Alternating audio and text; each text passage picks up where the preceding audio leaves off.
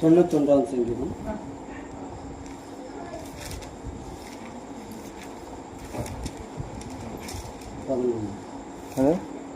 சங்கீதம் 91. உன் வழிகள் எல்லாம் உன்னை காக்கும்படி உனக்காக தம்முடைய தூதர்களுக்கு கட்டளையிடுவார்.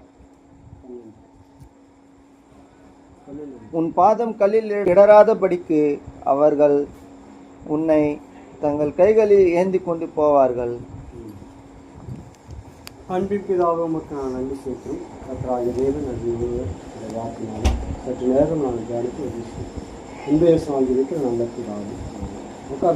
சங்கீத புஸ்தகத்தில் நமக்கு வாசித்ததான வேதம், உன் வழிகளெல்லாம் உன்னை காக்கும்படி உமக்காக தம்முடைய தூதர்களுக்கு கட்டளையிடுவார். இப்போ வழிகளெல்லாம் காக்கும்படி தேவனாய் கர்த்தர் தூதர்களுக்கு கட்டளையிடுகிற தேவன் தான். தேவனாய் கர்த்தர் தம்முடைய வழிகளெல்லாம் தேவனாய் கர்த்தர் நம்மை காக்கிறவராக இருக்கிறார். ஏனென்றால் ஒருவருடைய வழி கர்த்தருக்கு பிரியமாக இருக்குமானால் தேவனாய் கர்த்தர் அவருடைய வழிகளெல்லாம் கர்த்தர் அவனை காக்கிறார். அப்படியே நம்ம நினைக்கலாம், ஏசப்பா எங்களை காக்காது போனது என்ன, வழிகளெல்லாம் கர்த்தர் காப்பாற்றுன்னு சொன்னார் அப்படின்னு நம்ம கேட்கலாம்.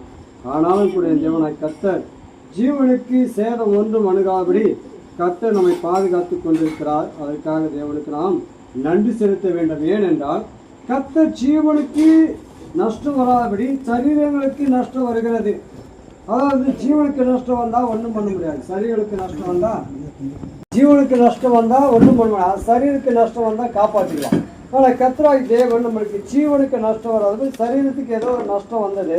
ஆனாலும் கூட தேவன் சொல்றாரு, உன் வழிகள் எல்லாம் உன்னை காக்கும்படி உனக்காக தம்முடைய தூதர்களுக்கு கட்டளையிடுவார். உன் பாதம் கல்லில் இடராதபடி அவர் உன்னை தங்கள் கைகளில் ஏந்தி கொண்டு போவார். ஆனால் கர்த்தர் நம்ம ஏந்தி கொண்டனால்தான் இந்த அளவுக்கு இருக்கிறோம். இல்லாட்டி ஜீவனுக்கு ஏதுவான சேதம் வந்திருந்தா நம்ம என்ன பண்ண முடியும்? ஒன்றும் பண்ணிருக்க முடியாது.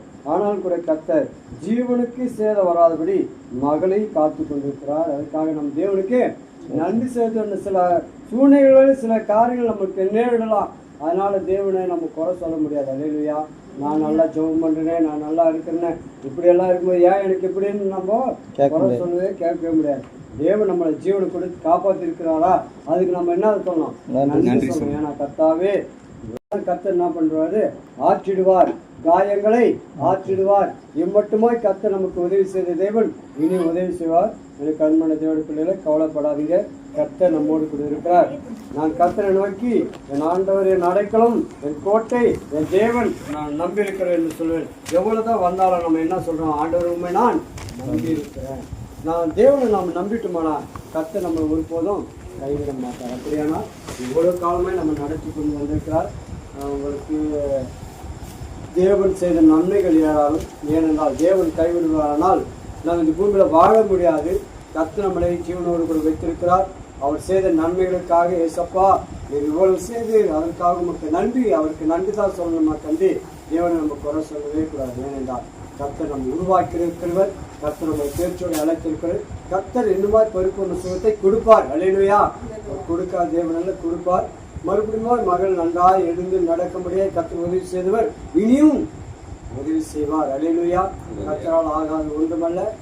விசுவாசிங்க, கர்த்தர் பரிபூர்ண சுகத்தை கர்த்தர் கொடுப்பார். அல்லேலூயா. இந்த பூமியில இன்னுமா பல பேர் பார்க்கும்போது எவ்வளோ கஷ்டமான சூழ்நிலை நம்ம கண்கூடி பார்த்துருப்போம். ஆனாலும் மகளுக்கு இப்போ கொடுத்த எந்த காரியங்களுக்காக நம்ம தேவனுக்கு நன்றி தான் செலுத்த வேண்டும். கர்த்தர் மகளோடு கூட இருந்து கர்த்தர் இந்த மாதிரி வழிநடத்துவாராக. இந்த மாதிரி பரிபூர்ண சுகத்தை கொடுத்து இந்த பூமியில எவ்வளோ பேர் இருக்கிறாங்க, அதை காட்டும் கர்த்தர் மகளை சுகத்தோடு பலத்தோடு நடத்துவார் என்று நாம் விசுவாசிக்கிறோம். கர்த்தர் தாமே மகளை ஆசிரிப்பாராக, நடத்துவாராக. கர்த்தர்